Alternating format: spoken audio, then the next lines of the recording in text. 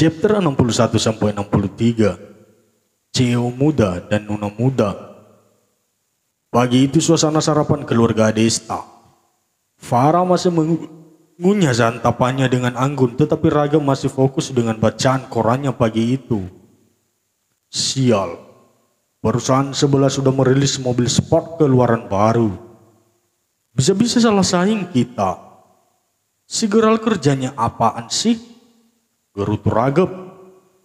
Mata Farah kini mulai memandang lurus ke arah suaminya dan menghempaskan lap makan yang baru saja dipakai mengusap mulut anggunnya.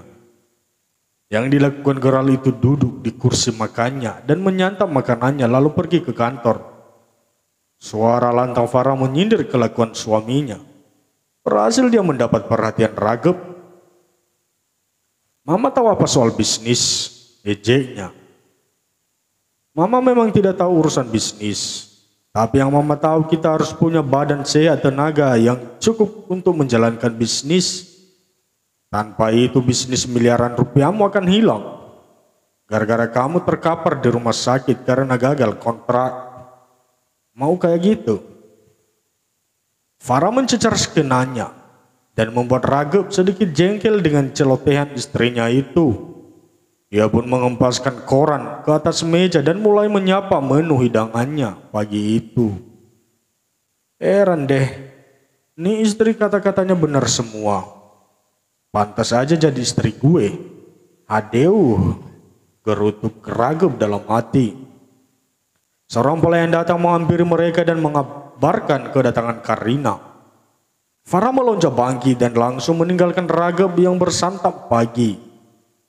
Ragab hanya menggelengkan melihat tingkah manja sang istri, apalagi setelah tahu putri kesayangannya datang. Oh, Princes, Mama, sayang, apa kabarmu anakku tercinta? Farah menyerbu dalam pelukan Karina. Apa kabar, Ma? Sapa Karina hangat. Kedua wanita itu beranjak mendekati Ragab yang sedang menyelesaikan sarapannya. Karina memberikan kecupan sayang kepada ayahnya. Itu. Mana suamimu? Ucap Ragab sinis. Ke kantor, Pak. Jawab Karina mengambil tempat duduk di dekat ayahnya dan meraih potongan roti isi di meja. Meskipun dia sebenarnya sudah sarapan di rumah, tapi sendiri tanpa geral. Ragab menatap anaknya lekat-lekat dan memperhatikan sikap serta wajah Karina. Sementara Farah langsung menuangkan orange juice hangat ke dalam gelas milik Karina.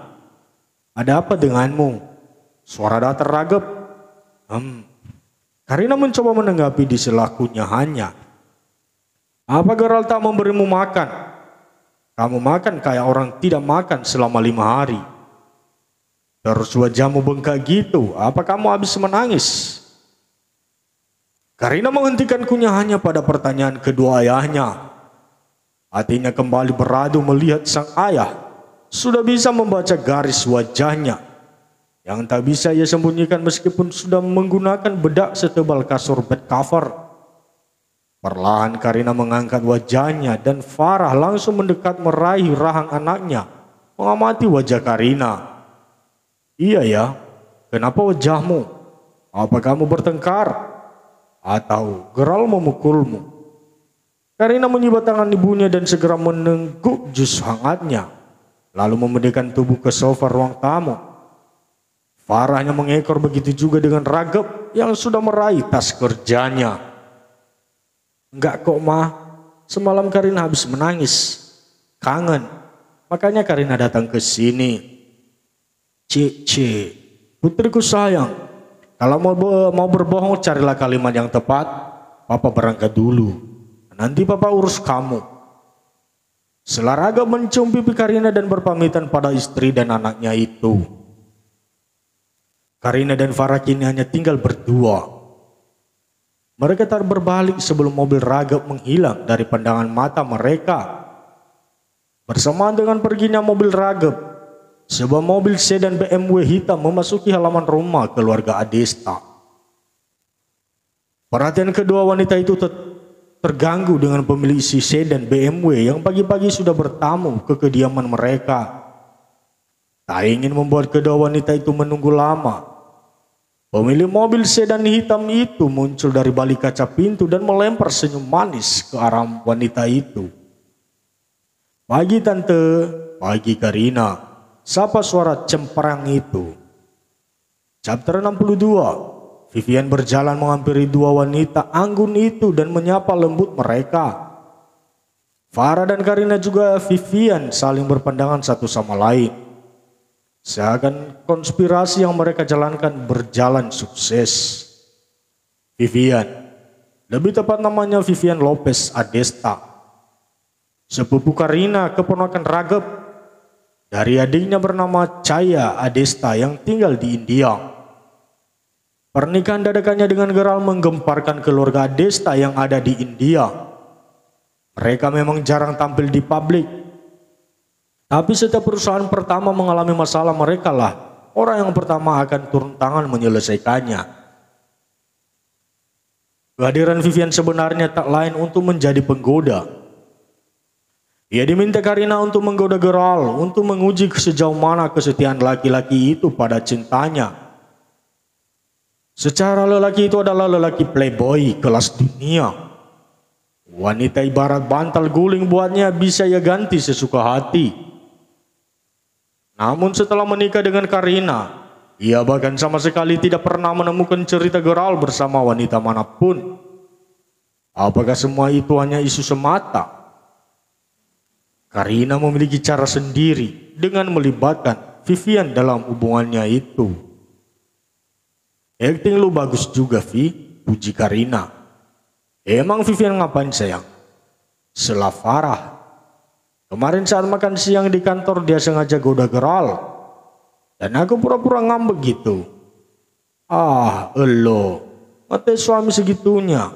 Lo tahu nggak dia itu frustasi nyari lo kemarin." "Ya gue tahu, makanya gue matikan ponsel gue. Sekarang ada perkembangan apa, Vi?"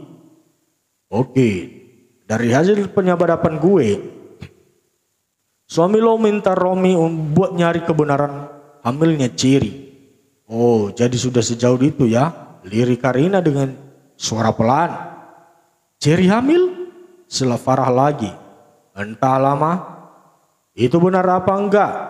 Makanya aku semalam adu mulu sama Geral. Aku kalap mah, nggak bisa ngendaliin emosi aku." Farah menarik kepala Karina menenggelamkannya dalam dekapan.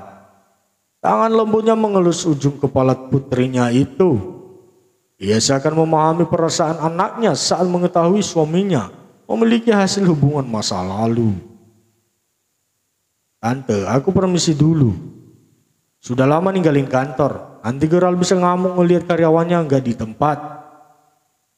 Di kantor perusahaan pertama, seperti biasa kesibukan harian para karyawannya. Di sebuah ruang CEO, Tommy dan Romi tengah mendiskusikan masalah yang pagi itu mereka terima. Ya, Romi baru saja pulang dari rumah sakit dan memeriksa CCTV ruang praktik Dr. Rahman. Sementara kabar buruk datang dari perusahaan di Inggris. Kalau produk mereka gagal di pasaran internasional, dan bahkan beberapa anak cabang sudah memutuskan kerjasama sepihak dengan perusahaan Pratama. Pagi itu pagi yang buruk bagi Geral. Ia membanting semua file berkas yang ada di meja kerjanya. Pikirannya kalut dan mengomel sejadi-jadinya. "Lo kerja apa selama ini, Tom? Kok bisa hal sepele ini lo lewatkan?" Ini suara Geral melambung ke langit-langit kantor. Bahkan semua divisi bisa mendengar suara keras Geral. Karina yang baru saja sampai di divisi marketing terkejut saat bertemu dengan Anggi. "Hai Ang." Sapanya melihat Anggi cemas. "Ada apa Ang?" lanjutnya. Geral ngamuk Karina. "Gue takut kalau lo mau ke ruangannya mendingan gak usah. Serem." Saran Anggi. "Emang ada masalah apa?" Karina mencoba menyelidiki dan mendengar beberapa penjelasan dari kepala divisi marketing dan staf yang lain. Karina mengetahui pokok permasalahannya. Ia pun meraih ponselnya dan menghubungi sang ayah. "Pak, ada apa?" Di sini Geral ngamuk. "Oh, Pihak LA memutuskan hubungan kerjasama dan Jepang juga karena produk kita kalah saing dengan perusahaan saingan. Apa nama perusahaan saingan kita, Pak? Diamond Company. Kemarin mereka meluncurkan MotoGP dan mobil sport keluaran terbaru. Kirimkan Karina data dan gambar otomotifnya itu dan minta orang untuk observasi pasar lagi. Raghav dalam hati berbangga diri memiliki seorang anak yang sangat jenius dan teliti seperti Karina. Ia sendiri melihat Lohan sangat cemas, apalagi Haris sudah terang-terangan melawannya sekarang ini. Bagaimana Raghav? Tanya Lohan cemas. Tenang, saya akan utus beberapa orang untuk observasi pasar sekarang. Chapter 63. Karina masih menunggu di ruangan televisi marketing. Sementara suara geral masih merongrong langit-langit ruangan dengan celotehannya yang memaki. Anggi dan kepala divisi marketing masih berusaha menganalisis beberapa dokumen kontrak kerja dan pesanan pelanggan. Gi, kok ini aneh? Ada Diamond Company memesan pada tanggal sehari setelah di LA memesan produk kita, terus pembantalannya sehari setelah produk rilis. Oh ya, kok aku nggak teliti sih? Karina, ada yang salah? Iya, coba deh kamu lihat. Diamond memesan pas setelah barang baru rilis, tapi belum melalui uji coba dulu kan? Karina kembali merogoh ponselnya dan menghubungi ayahnya. Pak, siapa pemilik Diamond Company? Kenapa? Sudah jawab aja dulu. Mr. Ken dari LA juga. Kok di riwayat pemesanannya ada nama Robbie, Pak? Siapa dia? Apakah dia bekerja di sana? Atau pemilik barunya? Raghav terkejut dengan nama yang disebut oleh Karina. Ia pun segera berdiskusi dengan Lohan yang masih berdiam di kantor Raghav. Sementara itu, Karina menyerahkan urusan data yang baru saja diterimanya itu kepada Anggi. Dan ia pun segera atas untuk menemui Geral di ruangannya. Dengan langkah tergesa-gesa, Karina langsung menerobos ruang CEO dan mendapati Geral masih mengomeli para manajer dan dua orang sahabatnya, yaitu Romy dan Tommy. Maaf, saya menyelah. Suara Karina menarik perhatian semua manajer dan seisi ruang CEO terutama Geral.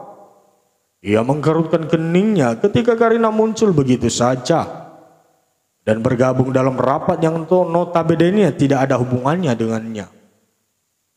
Namun kali ini posisi sebagai istri membuatnya turun tangan pada masalah yang bukan wewenangnya. Maaf tuan, saya ingin bertanya, siapa di antara kalian yang pernah berhubungan dengan karyawan atau manajer dari Diamond Company? Suara lantang Karina.